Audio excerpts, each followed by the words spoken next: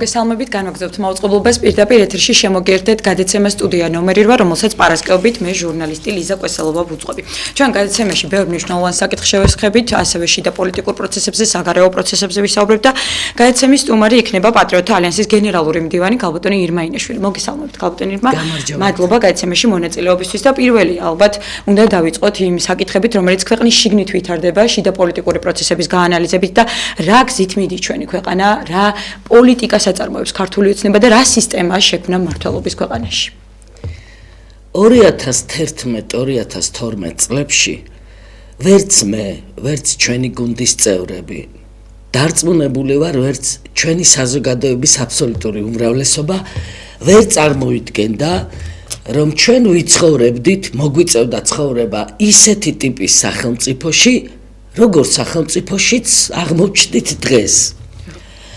ჩვენ ვიბრძოდით თავისუფლებისთვის, ჩვენ ვიბრძოდით საქართველოს უკეთესი მომავლისთვის, ჩვენ არ მოგწონდა ხელისუფლების უზურპირება, რასაც ადგილი ჰქონდა სააკაშვილის რეჟიმის პერიოდში, არ მოგწონდა აქციების დარბევა, არ მოგწონდა ადამიანების მოკლა, წამება და ძალიან დიდი წვლილი ჩვენ ამ პროცესში, ამ ბრძოლაში შევიტანეთ, მაგრამ აი ამ გადმოსახედიდან, როდესაც უყურებ მთელ ამ განვლილ 13 წელს, ეტაპობრივად ნაბიჯ-ნაბიჯ ქართული ოცნება მიდიოდა სულ სხვა ტიპის სახელმწიფოს მშენებლობისკენ. აი ამიტომაც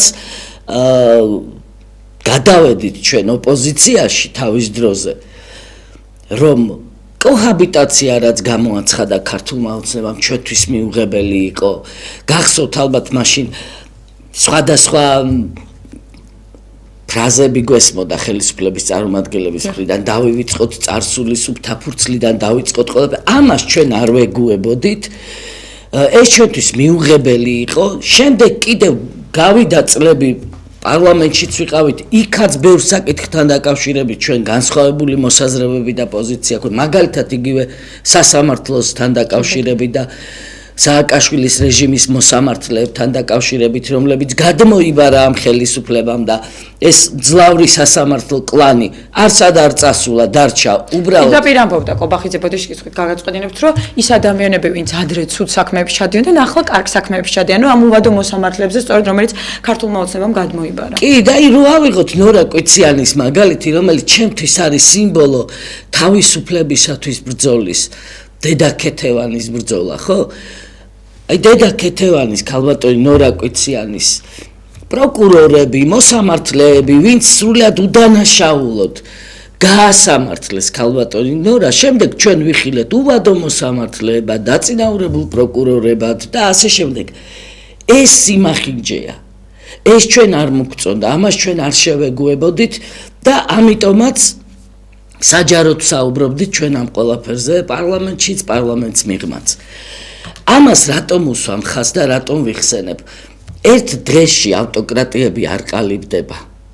ამას წინ უძღვის პროცესი და ეს ხდება ეტაპობრივად და ეს ეტაპები გაიარა ქართულმა ოცნებამ, გაიარა თუნდაც საკონსტიტუციო ცვლილებების დროს, როდესაც ჩვენ მაგალითად წინააღმდეგი ვიყავით ამ ხმოსნებს თუ მგოსნებს აერჩიათ პრეზიდენტი, იმიტომ რომ უმაღლესი დემოკრატიის ფორმა გვეპყრა ხელთ, ხალხი ირჩევდა პრეზიდენტს და სრულად მოულოდნელად ჩვენ მივიღეთ მოცემულობა, რომ პრეზიდენტი თურმე უნდა აირჩიონ ხმოსნებმა და ეს ხმოსნები არიან ერთი პარტიის ქართული ოცნების საკრებულოს წევრები, პარლამენტის წევრები და ეს არის არა არჩევა, არამედ დანიშვნა. და სრულად წარმომადგენლობითი ფუნქცია აქვს სამწუხაროდ. ამასაც უპირისპირდებოდი მე საკონსტიტუციო განხილვებისას.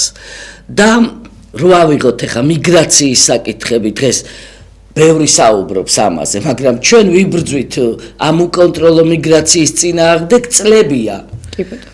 და მარაკეშის ხელშეკრულება, როდესაც გააფორმა ქართულმა ოცნებამ ჩვენ ამასაც ვეწინააღმდეგებოდით, იმიტომ რომ პატარა ქვეყანა ვართ, დაცული უნდა ვიყოთ უკონტროლო მიგრაციისგან და ჩვენ დღეს ვხედავთ ერთის მხრივ გვარწმუნებენ იმაში, რომ არაფერი არ ხდება თურმე, აკონტროლებს თურმე ხელისუფლება მიგრანტთა შემოსვლას და გასვლას ამ ქვეყნიდან, მაგრამ ჩვენ საქართველოში უკვე დამკვიდრებულ ირანულ ოჯახებს, პაკისტანურ ოჯახებს, ინდუსებს ხედავთ, რომლებიც აქ უკვე ოჯახებით ცხოვრობენ. სოფლები აქვთ ქალაქებს ქმნიან უკვე. ეხლა მაგაზე გადავიდეთ, რომ ეს არის არა მარტო ჩამოსვლა საქართველოში და აქ მუშაობა, არამედ დაბების და ქალაქების აღმოცენება საქართველოს ტერიტორიაზე და ესეც ქართული ოცნების ხელისუფლების პირობებში ხდება. რომ არაბული სოფლები გაშენდა, ირანული სოფლები, სრულიად დახურული ტიპის საცხოვრებელი ადგილები და საბოლოო ჯამში ჩვენ სად მივდივართ? ჩვენი ტიპის ქვეყანა პირველ რიგში უნდა ზრუნავდეს მისი ხალხის კეთილდღეობაზე, დაცულობაზე, ჩვენი ხალხის სიკეთისთვის უნდა იღწოდეს.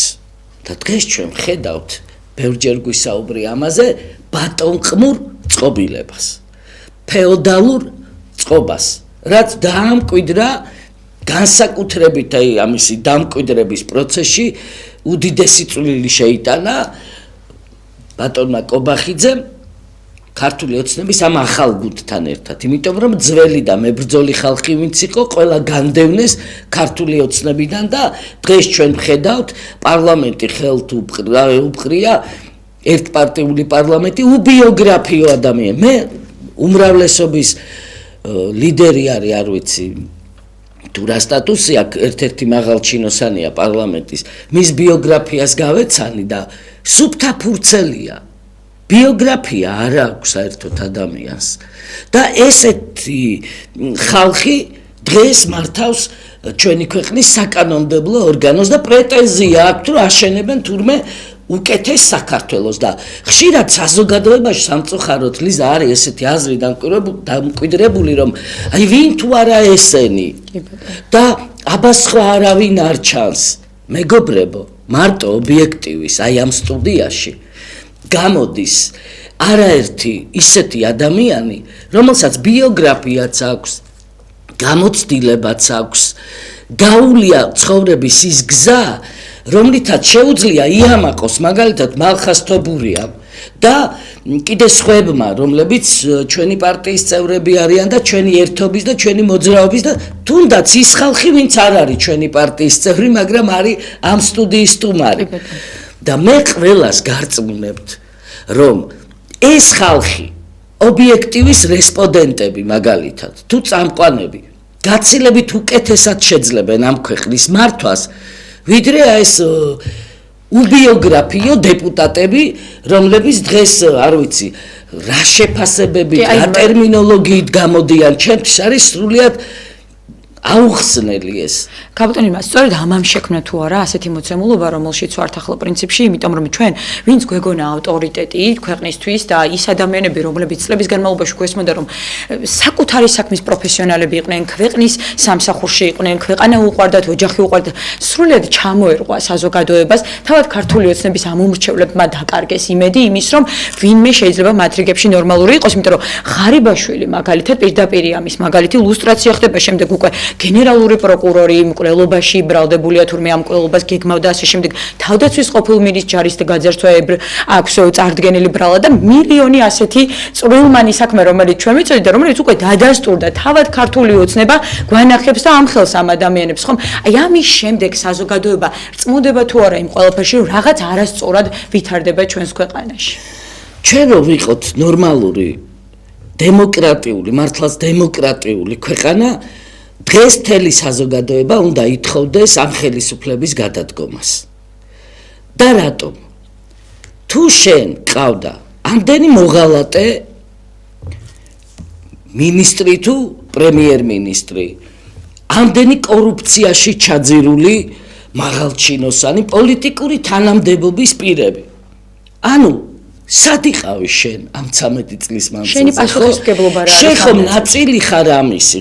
დღეს რომელიც ვითომ კორუფციას ებრძვი, კობახიძის გუნდს გულისხმობ ამ შემთხვევაში, მაგრამ შენც ხო იყავი მაშინ პარლამენტის თავმჯდომარე, რომელსაც ევალება კონტროლი მთავრობის და ამ სტრუქტურების და თუნდაც ჯარის საკითხი, მაგალითად რა უნდა შეიძინოს თავდაცვის სამინისტრომ, როგორ უნდა შეიძინოს პარლამენტის ნდობის ჯგუფი არსებობს იმისათვის, რომ ეს საკითხები იქ იხილებოდეს. და ჩვენ რას ვხედავთ დღეს, რომ ისინი ცუდები არიან, აქაც იგივე ფორმულა შემოთავაზეს, რომ ცუდები არიან ისინი და ჩვენ კარგები ვართ.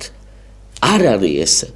13 წლის მანძილზე გამოდის, რომ ჩვენ ყავდა სუსის უფროსი, რომელთანაც მთელი რიგი პრეტენზიებია და იქაც კორუფცია და კიდე სხვა ბრალდებებზეა ლაპარაკი. ჩვენ ყავდა თავდაცვის მინისტრი, რომელსაც ესეთი მნიშვნელოვანი დანაშაულებები ჩაუდენია, რაზეც ახლა საუბრობს ხელისუფლება.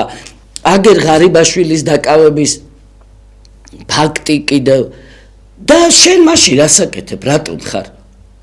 და არ იყავი იმ ყველაფრის ნაწილი და იმ ყველაფრის შემსწრეთვით ხილველი და თანამონაწილე?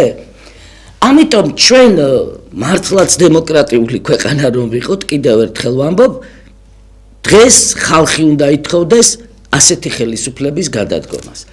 მაგრამ ნახეთ როგორი სისტემა ჩამოაყალიბა კობახიძის მთავრობამ, აი ამ გუნდმა.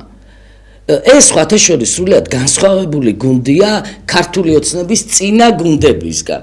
განსხვავდება, იმიტომ რომ ამათ სხვა ტაქტიკა, სხვა სტრატეგია აირჩიეს, უფრო მზაკრული, უფრო ცბიერი, უფრო მოხერხებული რომ იტყვია და უფრო ბოროტი, პირდაპირ რომ ვთქვათ, იმიტომ რომ ამათი პოლიტიკის წყალობით პირდაპირ ხდება მათთვის არასასურველი კონკურენტების ჩამოშორება პოლიტიკური კომპრომატების გზით.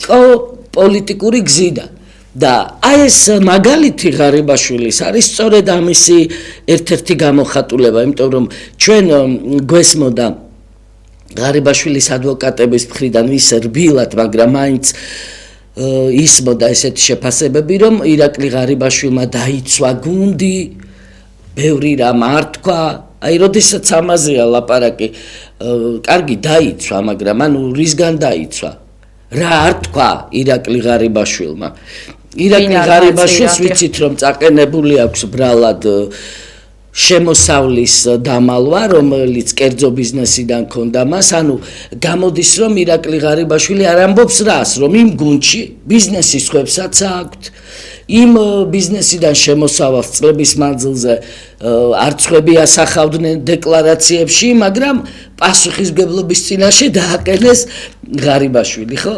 აი, ბევრი ისეთი საკითხია, რაც ჩაღრმავებას საჭიროებს. და სწორედ აი აქ ჩდება ესეთი განცდა საზოგადოებაში, სხვათა შორის ქართული ოცნების მხარდამჭერებშიც, რომ ხაფანგშია ჩავარდნილი ღარიბაშვილიც, კობახიძის დაგებულ ხაფანგში, ის თელმა საქართველომ გაიგო უკვე, რომ ამ ხაფანგების დამგები და ჩამჩურჩულებელი ერთ-ერთი ფიგურანტი ეს არის. კობახიძე. და აი ესე იმართება სახელმწიფო, გესმით?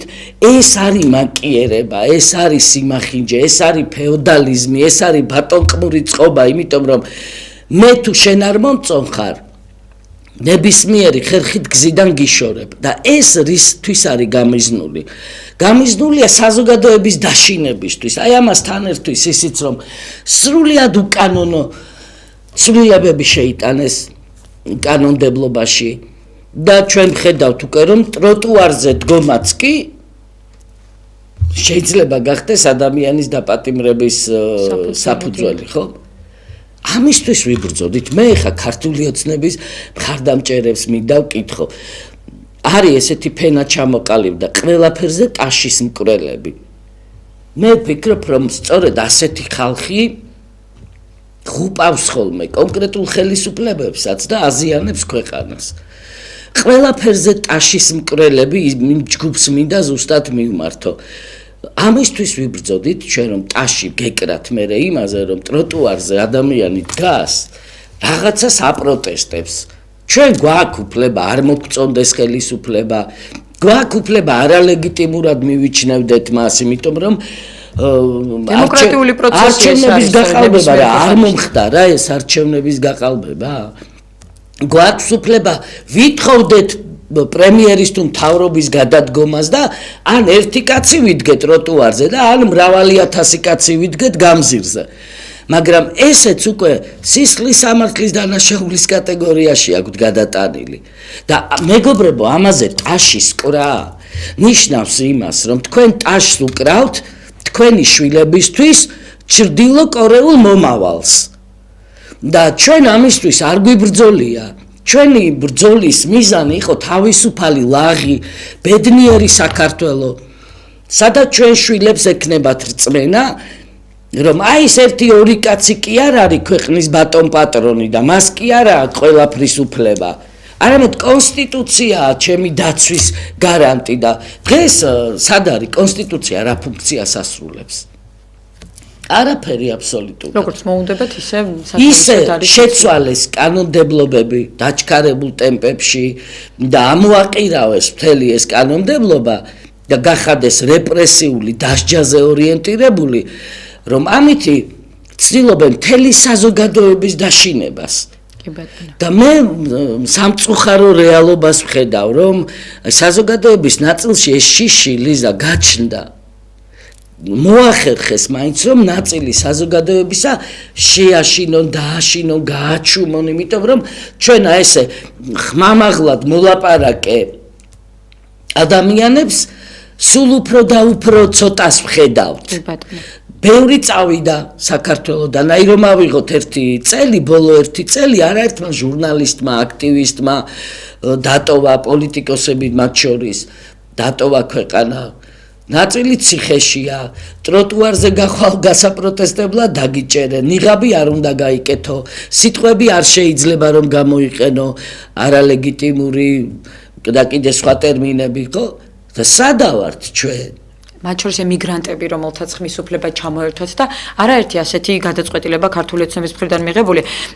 ძალიან საინტერესო, როდესაც პერსონალურად იმ ადამიანებზე ვსაუბრობთ, რომლებიც ამ ბოლო პერიოდში კორუფციაში ამხილა ქართულ მოოცნებამ და თავად გაწირა გომელაურის რიგი მოვა თუ არა, მაშინ როდესაც რაღაცნაირად გაჩნდა ეჭვი, რომ თავად BBC-ს წინაშე გაგზავნილია ეს საჩივარი, რომელიც ქართულ მოოცნებამ გააგზავნა და პაპუაშვილმა თქვა, რომ ჩვენ ვუჩივლებთ BBC-ს, იმ შემთხვევაში თუ ის არ აიღებს იმ დოკუმენტურ ფილს, არ მოიხდის ბიზინა ივანიშვილის მისამართით გაშღერებულ რაღაც სიტყვებს უკან წაიღებს, ამ შემთხვევაში მას ვიშვილებთ. არის თუ არა მცდელობა, რომ თავად ქართულ მოოცნებამ რაღაცნაირად პასუხისგებელი პირი გამოკვეთოს აი ამ ყველაფერში და თქვათ მივიდეს ჯერი გომელაურამდე.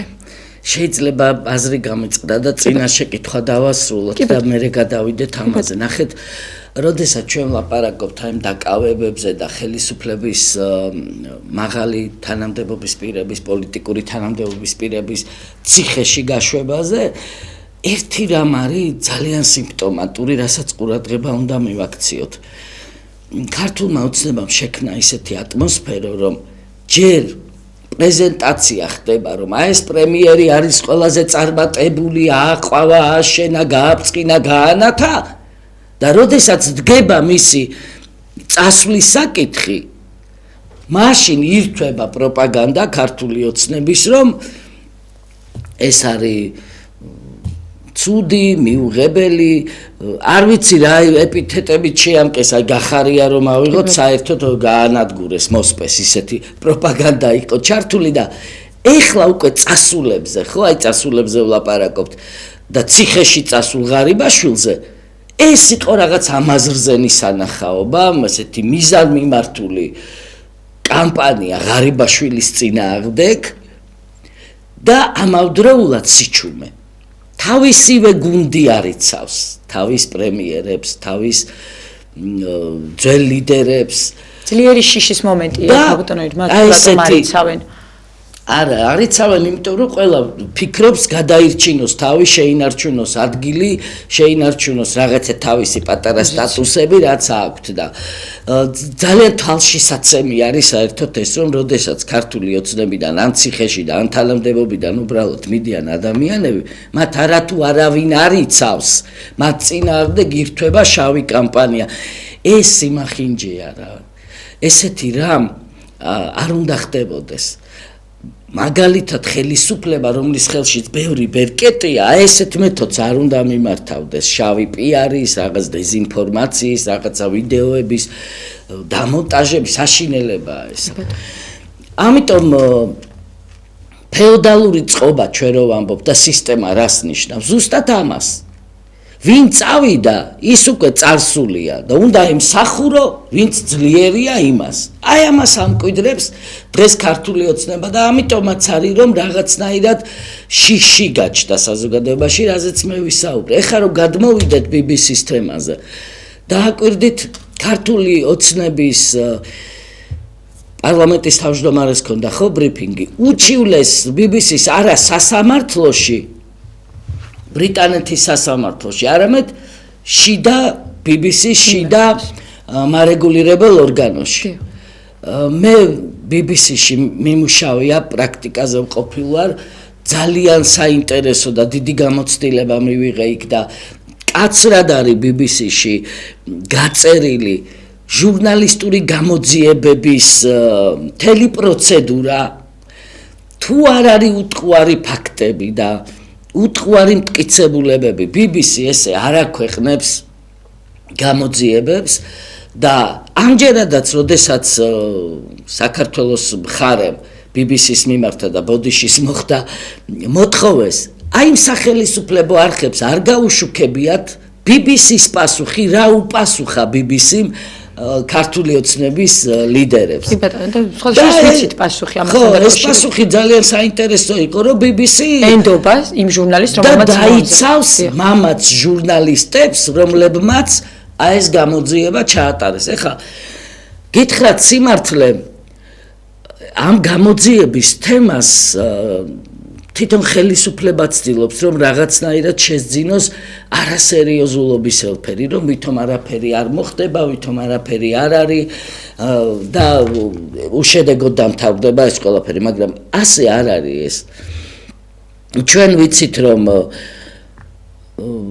ყველა ის ლიდერი, რომელმაც მე ძალიან კაცრად აგო პასუხი იმ ლიდერების მიმართ, კადაფი იქნებოდა თუ ჰუსეინი, სწორედ BBC-დან დაიწყო ეს ყველაფერი და BBC-ის გამოძიებიდან და ქიმიაზე იყო იქ საუბარი, ქიმიური ნივთიერებების გამოყენებაზე. ეხლა საქართველოს ხელისუფლება ამბობს, რომ არ გამომიყენებია, კამიტზე არ ვამბობთ ჩვენ, არ ვიცით ეს კამიტი იყო, არ იყო გამოყენებული, ეს გამოძიების საგანია და თავად ამბობენ, რომ არ გამოგვიყენებია, მაგრამ ხელისუფლების წარმომადგენლებმა პირადად კობახიძემ თავად ბრძანა, რომ გარკვეული ნივთიერება წყლის ჭაულში იყო გამოყენებული.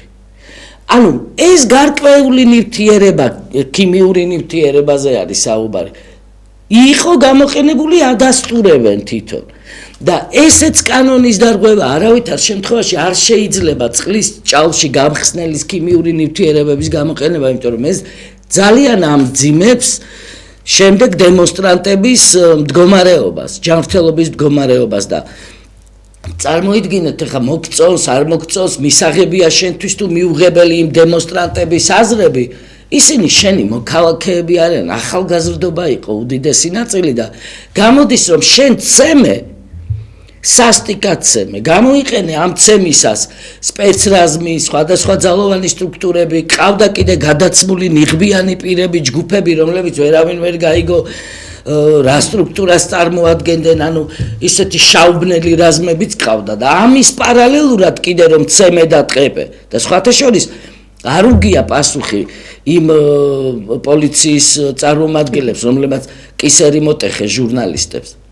იმ ჟურნალისტებს, რომელთანაც მე მაგალითად მაქვს სხვა ხედველობრივი განსხვავება და სრულიად საწინააღმდეგო ფლანგს წარმოვადგენ მე, მაგრამ ფაქტი ხომ ისიც არის, რომ პასუხი არავის უგია ამაზე და ეს საქმეები არ მისულა ბოლომდე. არავინ არ დასჯილა კი არა, გამოძიებაც არ არის ბოლომდე მისული და აი ამ ფონზე შენ რომ კიდევ წყლის ჭავლით გამოდიხარ ყინვაში, ამ წყლის ჭავლს უშვენ ამ ახალგაზრდობას და კიდე იმ წყლის ჭავლში თურმე რაღაც გარკვეული ნივთიერება გაგარეული, ეს აუცილებლად პასუხისმგებლობის საკითხია და დადგება ეს პასუხისმგებლობის საკითხი BBC-ის ამ გამოძიებიდან გამომდინარე აუცილებლად და მე გონია მე ვფიქრობ რომ გაზაფხულზე აუცილებლად დაიძრება საერთაშორისო გამოძიება ამ საკითხთან დაკავშირებით, ამიტომ არ ვურჩევდი მე ქართული ოცნების ლიდერებს აი ესეთ ზედაპირულ დამოკიდებულებას და მიდგომას ამ თემისადმი. კი ბატონო, ძალიან სერიოზული პრობლემა. ყველამ უნდა იცოდეს და ყველამ უნდა გააცნობიეროს, რომ შენ ხელისუფლება, როდესაც ჩაგივარდა ხელში თუ მოგეცა ეს ხელისუფლება ჩვენაირების ბრძოლის შედეგად, შენ არავინ არ მოგცა იმისი უფლება, რომ ამ წყლის ჭალში ურევდე რაღაც გაურკვეველ ქიმიურ ნივთიერებებს და წამლავდე მომიტინგეებს. ჩვენ გვაქვს უფლება, ესეც უნდა ყველას კონდეს გაცნობიერებული, რაღაც არ მოგწონდეს, უნდა აუცილებლად უნდა ვიყოთ ჩვენ კრიტიკულები ხელისუფლების მიმართ. არ შეიძლება ესე რომ რაღაცა ერთპარტიულ სიმფონიაში მოვექცეთ. კი ბატონო. ქალბატონებმა ძალიან საინტერესო არის ამერიკის შეერთებული შტატების გადაწყვეტილება და იმ 75 ქვეყანასთან ერთად ასევე ახსენეთ ეს ერთგვარი პასუხია საქართველოსთვის. მე პირადად ასე ვფიქრობ, ასეთი შთაბეჭდილება დამჭა მაშინ, როდესაც სავიზო რეჟიმი შეუწყდა საქართველოს და იქ იყო საუბარი, რომ ეს არ არის დასჯა, თუმცა საქართველოს რაღაცა ზოგად პოლიტიკას ვერ აკმაყოფილებს ამერიკის შეერთებული შტატების. როგორ უყურებთ ამ საკითხს და არის თუ არა ეს ერთ-ერთი პასუხი ქართული ოცნების მისამართი, მთელი ამ დროის განმავლობაში ჩვენ ხედავდით ქართული ოცნების ლიდერების წერილები, მაგალითად პრეზიდენტის, რომელიც გაიგზავნა, ანალიტიკოსები მათი, რომლებიც წერდნენ წერილებს და აგზავნიდნენ და ის დამოკიდებულება, ის რიტორიკა, რომელთაც ტრამპს საუბრობდნენ და უბრალოდ ჩვენ იმედგაცრუებული ვართ თქვენი პოლიტიკით და გაგვეცით ახლა პასუხი და გითხარით რას აპირებთ და ასე შემდეგ. აი შეიძლება თუ არა რომ აქაც კიდევ უფრო დაიძაბოს მდგომარეობა, ვთქვათ, ვიდრე გრძნობთ რომ შეიძლება რაღაც პრობლემა უკვე არსებობდეს. ტრამპი დღეს ახორციელებს პოლიტიკას, რომლის მთავარი ლოზუნგი არის მე ვარ ნომერ პირველი, მე ვარ მთელ მსოფლიოში შვიდობის პოლიტიკის გამტარებელი და ბევრჯერ ითქვა ტრამპის ადმინისტრაცია მუდმივად ამას უსვამს ხაზს, რომ ჩვენ გვყავს ქმედების პრეზიდენტი, ანუ ქმედებას ახორციელებს ის მარტო კი არ ლაპარაკობს, არამედ მოქმედებს. და არავის არ ურჩევთ ამერიკის შეერთებული შტატების პრეზიდენტთან სხვადასხვა თამაშების აგებასო. ეს ბევრჯერ ითქვა და როდესაც კეთდება ესეთი განცხადებები, მე რო ვიყო ხელისუფლება, ჩემთვის ეს იქნებოდა ანალიზის საფუძველი აუცილებლად და ჩემი ტაქტიკის აგების საფუძველი, როგორ უნდა ვიმოქმედო, ვთქვათ, მე საქართველოს ამერიკის ორმხრივ ურთიერთობებში, მაგრამ დღეს ჩვენ დღეს რა მთელი ამ პერიოდის განმავლობაში ვიხილეთ ეს წერილები, ვიხილეთ მიმართვა, ტრამპის მისი კრიტიკა, მოვისმინეთ რომ თითქოს ტრამპს deep state მართავს და ამას წერდნენ პრემიერები, სახელისუფლებო ექსპერტები, ამას წერილი მიუძღვნა ბატონმა ყაველაშვილმა. ეს არ მოიტანს სიკეთეს ასეთი ფორმით შედგენილი წერილების გაგზავნა და გამოგზავნა. და აი ველოდები პასუხს და სად არის ტრამპის პასუხი და ტრამპი ახორციელებს დიდ პოლიტიკას დღეს და მას ძალიან სერიოზული ამბიციები აქვს და აი ამ ფონზე, როდესაც ჩვენ ამ ჩვენი ტიპის ქვეყნის გადასახედიდან მას ეუბნები, რომ დააჩქარე რა ჩემთვის პასუხი, მე ვფიქრობ სხვა საერთოდ ფრაზეოლოგია არის გამოსაყენებელი ესეთ შემთხვევაში და სხვა მიდგომა ესეთი ტიპის წერილები ტრამპთან მიმართებაში არანაირ პოზიტიურ შედეგს არ მოიტანს ჩემი აზრით. და ის რომ ეხა ამერიკის შეერთებული შტატები ლაპარაკობს იმაზე, რომ ეს საემიგრაციო ვიზებია, ამას უნდა გაესვას ხაზი, იმიტომ რომ თუ ვინმე სურს სწავლის გაგრძელება და ასე შემდეგ, ამ კუთხით არ შეუქმნია ამ პრობლემას. საემიგრაციო ვიზებით სერიოზული პრობლემა არის ხომ, იმიტომ რომ ბევრი ჩვენი თანამოქალაქე მუშაობა უნდა მას, დამკვიდრება უნდა შეერთებულ შტატებში და ამ ხრივ პრობლემა შეექმნება. ცუდია, რომ ჩვენ ისეთი ქვეყნების, აფრიკული ქვეყნების რიგში ვართ და ჩამონათვალში მოხვედრილი, რომ არ ვიცი ხა იქ.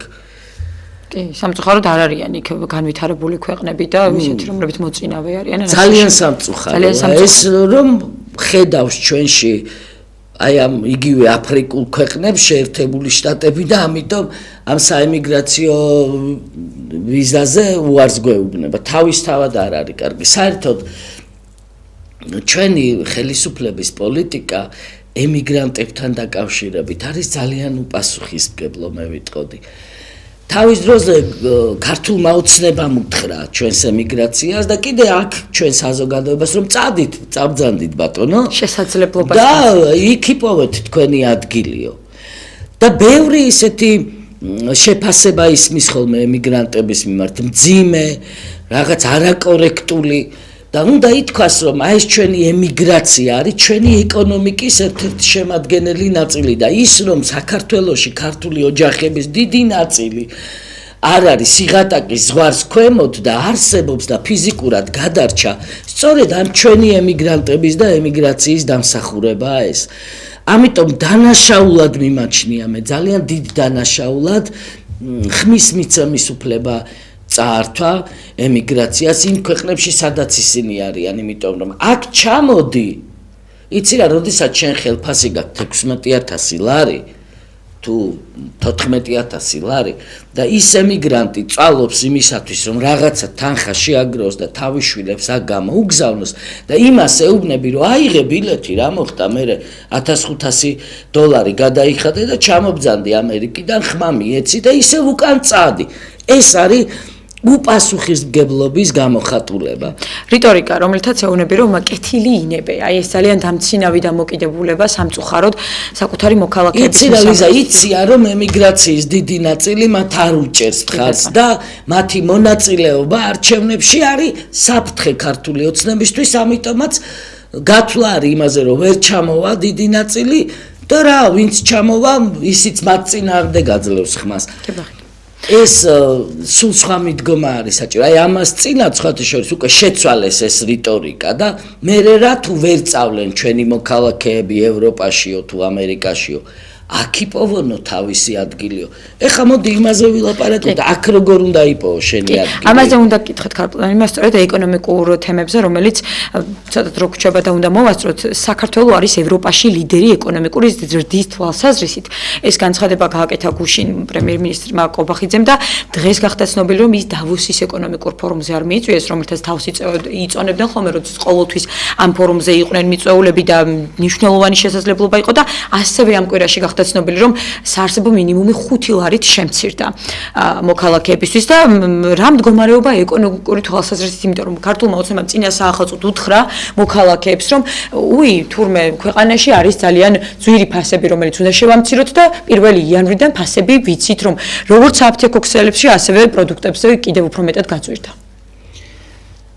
არ ვიცი ბევრჯერ მithქვამს და ეხაც ვიტყვი ომის ვეტერანი დამსახურებული პედაგოგი, დამსახურებული ექიმი, რომელმაც უამრავი პაციენტი გადაარჩინა, სიცოცხლე შეუნარჩუნა მათ. პედაგოგი თაობებს ზრდის, ვეტერანი სიცოცხლეს წირავს თავისი სამშობლოსთვის და აი ეს ვეტერანის სიცოცხლე ამ ხელისუფლებას სულ რაღაც 100 ლარად აქვს შეფასებული. მაშინ როდესაც თავიანთ ბრჭყალებში ღვაწლს 14-16000 ლარი, აი ესე აფასებენ და კარგით ხა ამ 14 და 16000 ლარის გარდა ღარიბაშვილის დუმილისა არ იყოს რომ არ ამბობს და გუნდს იცავსო, თვითონ არა აქვთ ბიზნესი? თვითონ არა აქვთ ის მრავალი მილიონი და თვითონ ამას ასახავენ დეკლარაციებში? ამიტომ ამბობთ რომ ფეოდალური სახელმწიფო ზუსტად ამას ნიშნავს, რომ ყველაფერი მე და არაფერი ხალხს. და ამ არაფერი ხალხში ამისი გამოხატულება არის აი ეს სოციალური შემწეობის შემცირება კიდე 5 ლარს რო კიდე მოაკლებ აი მე ხალხისაც გამკვირვებია რა იცით რატო ზოგჯერ ამ ეთერში დარეკავენ ხოლმე და აი ვერ ხედავთ რაღაცა სიკეთეს, რასაც ქართული ოცნება. ვერ ხედავთ ამას ეხა რაზე ჩვენ ვლაპარაკობთ, რასაც ქართული ოცნება აკეთებს. იმ სოციალურად დაუცველს კიდე 5 ლარს რო წაართმევ და გამოსტაცებ. იმ 5 ლარად ის ოჯახი პურს ყიდულობს და მისთვის ეს სასიცოცხლო პროდუქტია, რომ ზოგი ოჯახი მარტო პურზეა და ჩვენ ჯადოსნურ ყუთში გადაცემა რო გქონდა ობიექტივს იქ ასეთი ოჯახები ცოცხლად ნანახი ყავს და თვითონ საუბრობდნენ გადაცემაში რომ პურის გარდა სხვა საკვებს ვერ იღებენ და მე არ ვიცი ხა ეკონომიკურ ზრდას და აი ამ ჩვენ სხვადასხვა პარამეტრებია ლიზა სხვა შეიძლება ძალიან რთული განსასაზღვრია აი ამ ეკონომიკური ზრდის პარამეტრები და შეიძლება რაღაცაში მართლაც დაწინაურებული იყო მაგრამ ჩვენ რომ ჩვენს ეკონომიკას აი ესე ცოცხლად შევხედოთ ამას მეგობრებო ზრდის არანაირი ნიშანწყალი არ ეტყობა და ეს ზრდა უნდა ისახებოდეს ჩვენს ოჯახებზე, ჩვენი ოჯახების კეთილდღეობაზე. დღეს ვხედავთ სიღატაკის ზღვარს ქვემოთ ოჯახებს, ხედავთ რიგში სოციალური დახმარების მსურველებს, 1,800,000 დავითვალეთ ჩვენი მოქალაქე, რომელიც ან უკვე იღებს შემწეობას, ან ითხოვს და რიგში დგას, რომ შემწეობა მიიღოს და ეს ჩვენი ერის უდიდესი ნაწილია. და რა ხელისუფლება ხარ მაშინ შენ და რა პოლიტიკას აწარმოებ ხალხის სასიკეთოდ თუ შენი 800,000 პენსიონერი არის ბანკის მძევალი იმიტომ რომ კატასტროფული პროცენტია და ამ პროცენტის დაფარვას უნდება ეს ხალხი და ის ძირი კრედიტის კიდე დასაფარი აქვს წამლის ფასი არის ასევე კატასტროფულად მაღალი საკვე პროდუქტებზე ეხლა რო დაიწყეს ლაპარაკი წინა საახალწლო თვითონ მოუქონოთო გულიო ჩვენ ხალხსო რა ეს ლაპარაკი გააწყობდა ამ ოჯახების საახალწლოს უფრას გაძვირებული ყველაფერი რაც არის დაკავშირებული ფიზიკურ გადარჩენასთან ეხლა სხვა მათ შორის კომუნალურები რომელიც გავიგეთ რომ იმატებს და აი უნდა იყოთ ბედნიერები რა თან ხმა არ უნდა ამოიღოთ თან ტროტუარზე არ უნდა დადგეთ იმიტომ რომ დაგიჭერენ თან ყველაფერი უნდა მოგწონდეთ თან ტაში უნდა უკრათ და არ ვიცი ხა თუ ვინმეს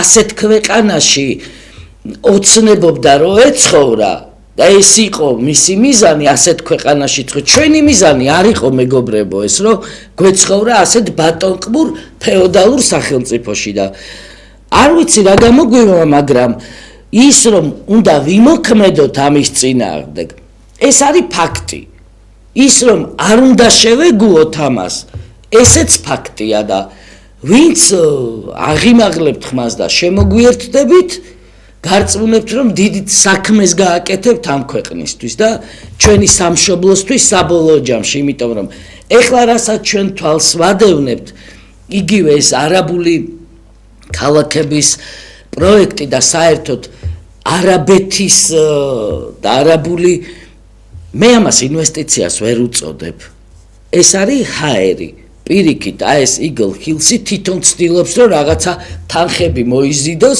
სხვადასხვა ინვესტორებს ხვდება და აინტერესებს რომ მოიზიდოს სახსრები ამ ქალაქების მშენებლობისთვის ეს არის მათი ჭყალებში ინვესტიცია და ჩვენ ვიდრე ესეთ პროექტებს თავს მოვახვევდეთ საზოგადოებას მანამდე ხელისუფლება აუცილებლად უნდა ათანხმებდეს ამას ხალხთან მაგრამ ეს არ არის ხალხის ხელისუფლება ეს არის საკუთარი თავის ხელისუფლება ამიტომაც ამბობს რომ არაფერსაც არავის არ გითანხმებთ ორ არაბულ ქალაქს კი არა 22 საგვიშენებენ მალე და თქვი მე ამ გადაცემაში ჩემს ავტორო გადაცემაში იმ დღეს რომ აქტიურობა მარტო იმას კი არ ნიშნავს რომ ეთერში დარეკოთ და თქვენი ძალიან საინტერესო დიდი მადლობა მოსაზრებები გაგვიზიაროთ აქტიურობა ნიშნავს იმას რომ როდესაც მოგიხმობთ რომ უნდა შევიკრიბოთ უნდა შეწუხდეთ ძვირფასებო და გამობრძანდეთ მონაწილეობა მიიღოთ იმ აქციაზე როცა ძალიან მარტივ რამეს ვამბობთ რომ აიღე ეს ტელეფონი და ჩაწერე ვიდეო რომ წინააღმდეგი ხარ არაბული ქალაქების მშენებლობის და გამოგვიგზავნე ეს უნდა გავაკეთოთ კი ბატონო გვაქვს ხა რამდენიმე 1000-ია უკვე ასეთი ვიდეო შეგროვებული, მაგრამ არ არის საკმარისი და კიდევ მეტი უნდა შეგროვდეს და მე ხო არავის არ ვეუბნევი ხა არ არის ის დრო რომ ხმალი აიღე და წამოდი გამომქევი დიდგორის ომში. ესეც თავისებური დიდგორია, გაიგეთ ხალხო, ესეც ბრძოლა არის საქართველოს დასაცავად. ამ ტელეფონს რო აიღებთ და იმ ვიდეოს ჩაწერთ, ეს თუ იქნება ძალიან ბევრი ჩანაწერი, მილიონამდე ვამბობთ ჩვენ რომ ჩავწეროთ თქო. ეს ნიშნავს იმას, რომ იმ არაბულ მხარეს ვუჭრით გზას ამ პროექტების განხორციელებისათვის და დაუხევია უკან ამ არაბულ კომპანიას მონტენეგროში თუ სხვაგან ასეთი მაგალითები გიამბეთ არაერთ გზის ამ გადაცემაში და დავახევინოთ უკან ვიმოქმედოთ ჩათვალეთ რომ ხმალი არის ეს ვიდეო ჩანაწერი დღეს კი, აი და გამოვიყენოთ ეს. მე მომისმენია მაგალითად, როდესაც მაყურებელი რეკავს და ამბობს, რომ აი თქვენ რას აკეთებთ პარტია, აი რა შეგიძლიათ რომ გააკეთოთ, ახლა რატო არ გამოდიხართ? ამ ნაწილში ძალიან მნიშვნელოვანია, რომ საზოგადოებამ გაიგოს და გაითავისოს რა არის საკუთარი პასუხისმგებლობა ქვეყნის წინაშე. მაშინ, როდესაც ეკონომიკური პოლიტიკა არ მოგწონს, მაშინ, როდესაც ჩვენი უფლებები ირღვევა და ასე შემდეგ, საზოგადოების აი ეს დამოკიდებულება და ეს კრიტიკა, რომელიც ჯანსაღია და რომელიც არის ამ უმნიშვნელო სწორად იყოს აღქმული ამ საზოგადოებისთვის. გამოსავალი არის თუ არა ეს ქალბატონო ირმა, რომ საზოგადოებამ გამოიღვიძოს მაქსიმალურად და ყველა სხვადასხვა აი ამ პრობლემებთან დაკავშირებით, რომელიც არ მოსწონთ ძალიან ბევრი ადამიანი პირდაპირ ტირილით რეკავს ხოლმე ამ ეთერში, რომ აი ეს ჩვენს ქვეყანას საბოლოოდ გაანადგურებს და ასე შემდეგ. ვიღაცას უჭირს ის, რომ მაგალითად მანდარინი ვერ იყიდა და ხილი არ ქონდა ახალ წელს და პენსიონერია და მხოლოდ პური ქონდა საახალწლო მაგიდაზე და აი ესეთი თემებით როდეს გვირეკავენ და გვიკავშირდებიან, ჩვენ მაქსიმუმს ვაკეთებთ, იმიტომ რომ მუდმივად ეს თემები გვაქვს დღის წესრიგში, მაგრამ თავად საზოგადოებამ რა უნდა ქნას და რა არის მათი პასუხისმგებლობა? კიდევ ერთხელ განვასაზღვროთ. ჩვენ ყველას გვაქვს ჩვენი ქართული მოვალეობა. ქართული მოვალეობის აღსრულება ნიშნავს იმას, რომ როდესაც საჭიროა, შენი ქვეყნის, შენი სამშობლოს ინტერესების დასაცავად მოქმედებდე და ეს მოქმედება სამზარეულოდან არ ხდება, რომ დაიდგი ფინჯანი ყავა, წრუპა ვამყავას და მე რეკავ ეთერში თქვენ კარგად არიბრძვითო. აი ყავას რომ მიირთმევთ სამზარეულოდან და ჩვენ გვაკრიტიკებთ, რომ კარგად არ ვიბრძვით, ქართული მოვალეობა თქვენც გაქვთ, მეც მაქვს, სხვებსაც აქვთ და ეს უნდა შევაერთოთ. ყავის ფინჯანი, ჩაის ფინჯანი უნდა გადავდოთ და როცა ვიტყვით, რომ აი ამ დღეს უნდა შევიკრიბოთ, უნდა შევიკრიბოთ. კომფორტის ზონიდან გამოვიდეთ და გამოვთავისუფლდეთ. მანამდე რა თქმა უნდა არის ტექნიკური მხარე საჭიროა, მომზადება არა ვითარ შემთხვევაში არასდროს ჩვენ არც ერთი შეკრება თუ აქცია ამ მომზადების გარეშე არ ჩაგვიტარებია, ესეც პასუხისმგებლობის საკითხია ჩვენ ობიექტივის საშუალებით ვინაიდან სხვა ტელეარხები დახშულია ჩვენთვის, გაწვდით ინფორმაციას ჩვენი ნაბიჯების შესახებ და ეს არის, ბევრნი უნდა დაგვინახონ. ბევრს თუ დაგვინახავენ, ის არაბული კომპანიაც და საქართველოს ხელისუფლებაც იფიქრებს, რომ რაღაცეები შეცვალოს, მაგრამ თუ ამ ბევრს ვერ დაინახავენ, გეუბნებით, რომ ორს კი არა, კიდე ზევიდან 22 არაბულ ქალაქს შემოგვახვევენ თავზე და ეს არ უნდა დავუშვათ ჩვენ.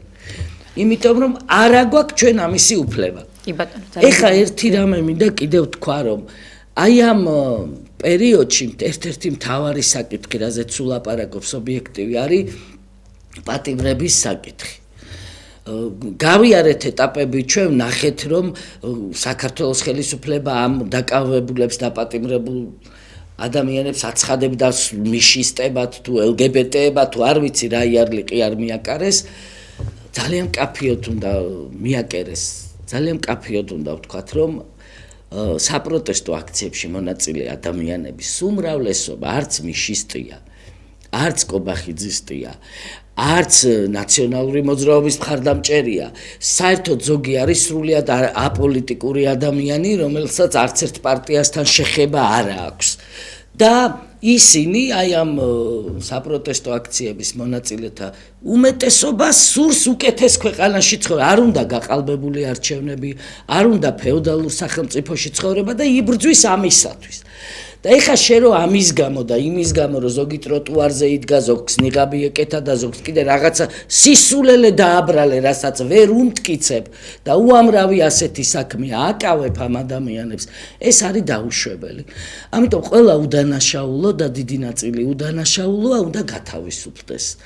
და არ ვიცი რა ფორმებს გამოიყენებენ ამისათვის, საუბარია 19 იანვრის ნათლისღებაზე, შეწყალებაზე და კარგი იქნება თუ მოხდება ეს შეწყალება და გათავისუფლდებიან ეს ადამიანები და გამოვლენ გარეთ, იმიტომ რომ არასდროს გამოსავალი არ არის დაპატიმრება ადამიანს. 10 დააპატიმრებთ, 100 გამოვა ქუჩაში და დაპატიმრებაში გამოსავალი არასდროს არ არის. კი ბატონო, ნახოთ როგორ განვითარდება მოვლენები და რა გადაწყვეტილებას მიიღებს ქართული ოცნება პატრიოტთა ალიანსის გენერალური მდივანი ქალბატონი ირმა ინაშვილი უხსტუმრობდა გადაცემაში. არ გადართოთ, დარჩით ჩვენთან ერთად ინტერაქტიული გადაცემებით, ჩემო კი ერთდებით ძალიან ცოტა ხანში.